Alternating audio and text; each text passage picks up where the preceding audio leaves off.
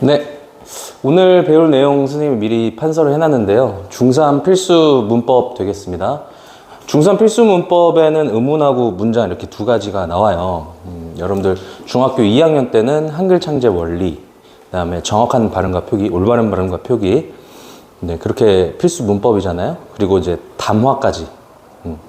중3 때도 문법이 정해져 있습니다. 그래서 두 가지인데요. 의문하고 문장이 되겠습니다. 오늘 그 첫 시간으로 의문을 먼저 설명을 해 드리도록 하겠습니다. 여기다 써볼게요.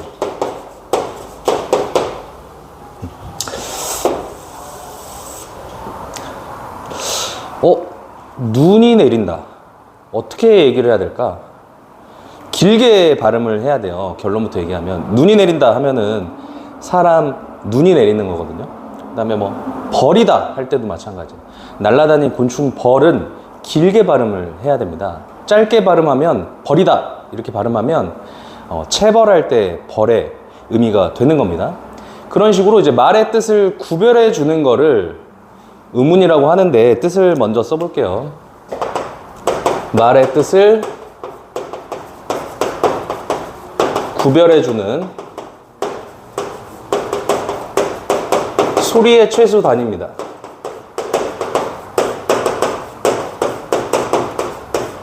여기서 이제 중요한 부분은 바로 소리 부분이에요. 소리 단위예요. 소리 단위. 나중에 고등학교 1학년 올라가시면 의문의 변동이라는 걸 배우는데 이제 헷갈려 하세요. 근데 결국에는 소리가 어떻게 나느냐. 왜냐면 의문이라고 하는 것은 소리의 단위거든요. 네. 뭐 출판사에 따라는 뭐 소리의 가장 작은 단위, 뭐 그다음에 최소 단위 똑같습니다. 중요한 거는 소리라는 게 가장 중요한 포인트가 되겠고요. 예를 들어서 한번 써볼게요. 밤, 발, 벌. 자, 예를 들어서 이렇게 세 가지를 썼는데 밤하고 발하고 다르죠? 단어가? 뭐가 달라서 다른 겁니까?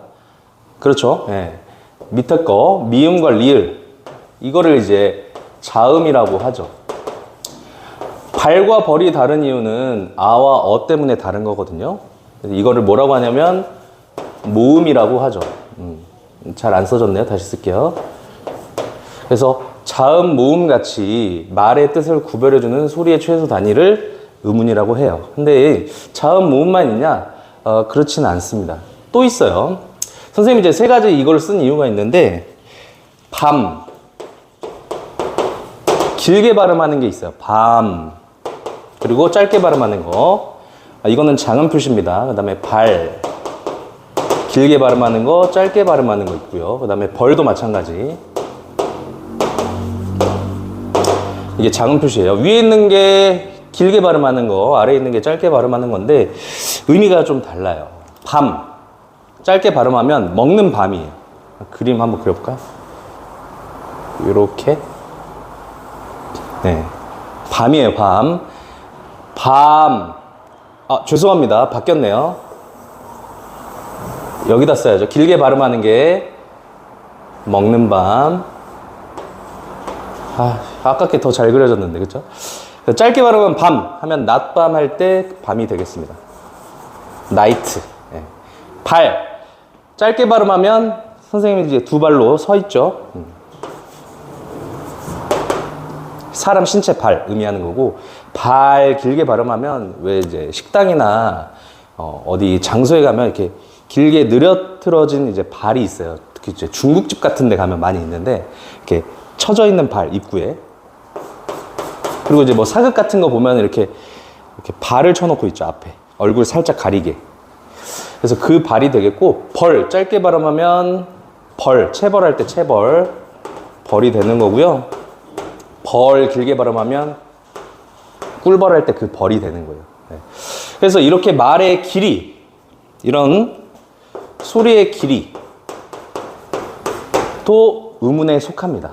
네. 이게 이제 한 문제 정도 나올 수가 있어요. 학교마다 다르겠지만. 그래서 이 자음 모음을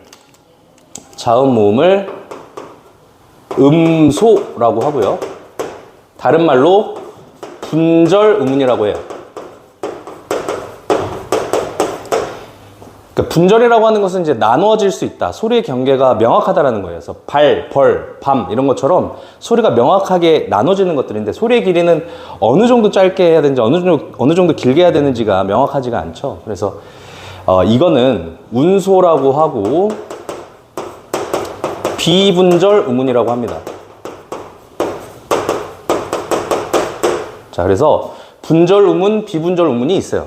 음운의 종류에는. 그래서 다른 말로 음소, 운소. 보시면 이 앞 글자 운, 앞 글자를 따서 음운이 되는 거예요. 그래서 원래는 음소, 운소를 합쳐서 이제 음운이라고 합니다. 다시 정리하면 말의 뜻을 구별해주는 소리의 단위예요. 그래서 이제 자음, 모음도 있지만 이런 소리 길이도 있어요. 그다음 뭐 이거는 이제 그냥 참고로만 들어두시면 좋을 것 같은데 뭐 밥 먹어 같은 경우에 밥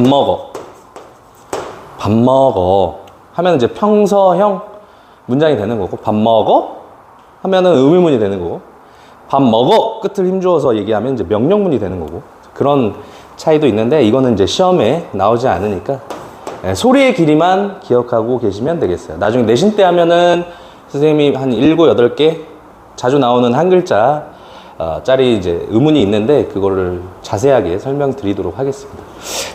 그래서 이제 이거는 한 문제 나오거나 잘 안 나와요. 그래서 우리는 이 자음 모음, 이 음소에 주목을 하셔야 돼요. 이게 시험에 많이 나옵니다. 이게 무조건 나와요. 그리고 여기서 밤, 발, 벌 여기서 이제 파생되는 용어가 하나 나옵니다. 밤하고 벌은 모음도 다르고 받침도 다르죠. 자음도 다르고. 그래서 이제 두 개가 달라요. 근데 이제 밤이나 발 같은 경우에는 이 미음, 리을 하나 차이로 뜻이 구별이 되죠. 발, 벌도 마찬가지 이 모음 하나 때문에 의미가 구별이 된단 말이죠. 이렇게 자음이든 모음이든 음소 하나 차이로 뜻이 구별되는 단어의 짝을 최소 대립상이라고 합니다. 좀 어려워요. 근데 이제 중학교 과정에는 잘 안 나오지만 고등학교에 나와요. 밤과 발은 받침 하나 차이로 의미가 구별되죠. 그래서 최소 대립상이에요. 발과 벌도 최소 대립상이고 하지만 밤과 벌은 최소 대립상이 아닙니다. 뭐 심화로 하면 뭐 우유, 뭐 우수, 그다음에 수수하다 할 때 수수, 우수하다 할 때 우수. 이거는 이제 이응하고 시옷입니다. 이응하고 시옷 하나 차이기 때문에 최소 대립상이냐 그렇게 볼 수도 있는데 이건 또 최소 대립상이 아니에요. 이거는 알아두셔야 되는데 이 초성의 이응, 처음 오는 자리의 이응은 의문이 아니에요. 이응 써져 있는데 없다고 생각하시면 돼요. 이제 의문의 개수 세는 것도 적용해서 나오는데 예를 들어서 우유 하면은 우유 말고 요즘에 뭐 줄여서 해볼게요. 같은 경우는 의문의 개수가 이응, 이응, 해서 4개인 것처럼 보이지만 초성의 이응은 의문이 아니기 때문에 의문의 개수가 2개. 받침 이응은 셉니다. 그래서 앙은 의문의 개수가 몇 개일까요? 받침의 이응은 세요. 그래서 의문의 개수가 4개입니다. 자, 여기까지가 의문 전반적인 설명이 되겠어요. 이 다음에 자음 체계표하고 모음 체계표를 설명드릴 건데 그 다음 장 한번 넘겨보세요. 자음을 설명드리도록 하겠습니다.